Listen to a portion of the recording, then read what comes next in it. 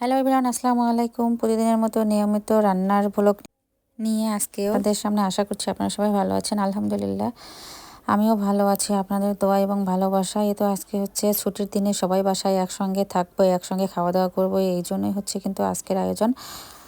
আসলে প্রায় শুক্রবারে হচ্ছে হয় বাসায় ভালো মন্দ কিছু আয়োজন থাকে, না হলে কোথাও দাওয়াত থাকে, এরকম একটা অবস্থা। তো হয়তো বা সবার বাড়িতে এরকম আয়োজন থাকে যারা যারা আর কি বাইরে চাকরি করে। তো যেহেতু আমার পরিবার হচ্ছে মানে বাইরে থাকে, এরকম একসঙ্গে কিন্তু কোনোদিনও খাওয়া হয় না শুক্রবারের দিন ছাড়া। তো দেখা যায় কোনোদিন হয়তোবা ও আগে খাচ্ছে বা আমরা আগে খাচ্ছি, ও পরে এসে খাচ্ছে, এরকমটা হয় সপ্তাহের প্রায় দিনেই। তো শুক্রবারের দিনটা আসলে ইচ্ছে করে যে সবাই মিলে একসঙ্গে বসে যেন একসময় খেতে পারি। তো সকাল থেকে বসে ভিডিওটা করা শুরু করে দিয়েছি। এই যে আমি চা মুড়ি দিয়ে খাচ্ছিলাম, আর এদিক দিয়ে হচ্ছে রান্নাও বসিয়ে দিয়েছি।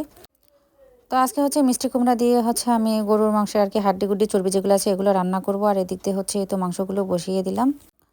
তো প্রথমে হচ্ছে মিষ্টি কুমড়াটি আমি কেটে নিয়ে তো হচ্ছে পরিষ্কার করে নিয়েছি। আর মাংসগুলো হচ্ছে কালকে আমি নর্মালি রেখে দিয়েছিলাম যাতে সহজভাবে আর কি সকালবেলা আমার তাড়াতাড়ি হয়ে যায়।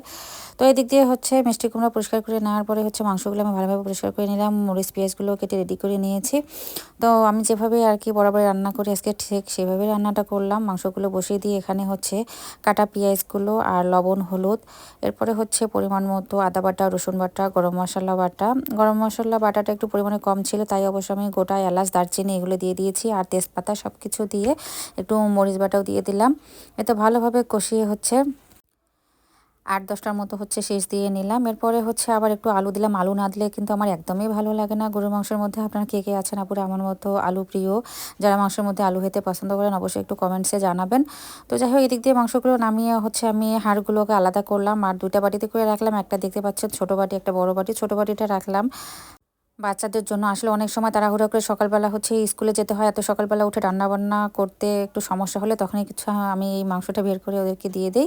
তো যাই হোক, এদিক দিয়ে হচ্ছে মাংস নামিয়ে আমি ওই প্রেশার কুকারের মধ্যে হচ্ছে তো মিষ্টি কুমড়াগুলো দিয়ে দিলাম। তো এখানে হচ্ছে পরিমাণ মতো আদা বাটা, রসুন বাটা, গরম মশলা, লবণ, হলুদ, আর আমি কিন্তু তেল দিলাম না। তো সব কিছু দিয়ে একেবারে ভালোভাবে কষিয়ে নিয়ে আমি হচ্ছে একটু গরম পানি দিয়ে দিলাম। গরম পানি দিয়ে হচ্ছে ঢাকনাটি লাগিয়ে দিলাম, দিয়ে তো 2-3টা শেষ দিয়ে নিয়েছি। নেওয়ার পরে হচ্ছে আলাদা একটা ফ্রাই প্যানে আমি কুচি করে কাটা পেঁয়াজগুলো দিয়ে দিলাম, কারণ এই পেঁয়াজ আর তেলগুলো হচ্ছে আমি কিন্তু ব্রাস্তা করে এই যে তো দিয়ে দিব, কারণ আগে আমি তেল ইউজ করিনি মিষ্টি কুমড়ার মধ্যে। এই তো এখন হচ্ছে এগুলো আমি দিয়ে, মিষ্টি কুমড়ার মূল উপকরণেই কিন্তু হচ্ছে ধনিয়া গুঁড়া। তো যাই হোক, আমার ফ্রিজে একটু ধনিয়া গুঁড়া ছিল অনেক দিন আগের অবশ্য। তো ধনিয়া গুঁড়া একটু দিয়ে দিলাম, আর হচ্ছে একটু গরম মশলার গুঁড়া দিয়ে ভালোভাবে একটু নেড়েচেড়ে দিলাম। তো দেখতেছি একটু পানি বেশি হয়ে গিয়েছিল, তাই আবার একটু হচ্ছে জাল করে নিলাম। তো আজকের মতো আমার রান্না এ পর্যন্তই শেষ। কোন কোন আপুরা হচ্ছে মিষ্টি কুমড়া দিয়ে এরকম গরুর মাংস ওরা হাড্ডি চর্বি খেতে পছন্দ করেন অবশ্যই একটু কমেন্টসে জানাবেন। আর কেমন লাগলো আমার আজকের রান্নাটা সেটাও একটু জানাবেন। বেশি বেশি ভালো লাগলে একটু সবার মাঝে দেখার সুযোগ করে দেবেন। আজকের ভিডিওটি এ পর্যন্ত, সবাই ভালো থাকবেন, সুস্থ থাকবেন, আল্লাহ হাফেজ।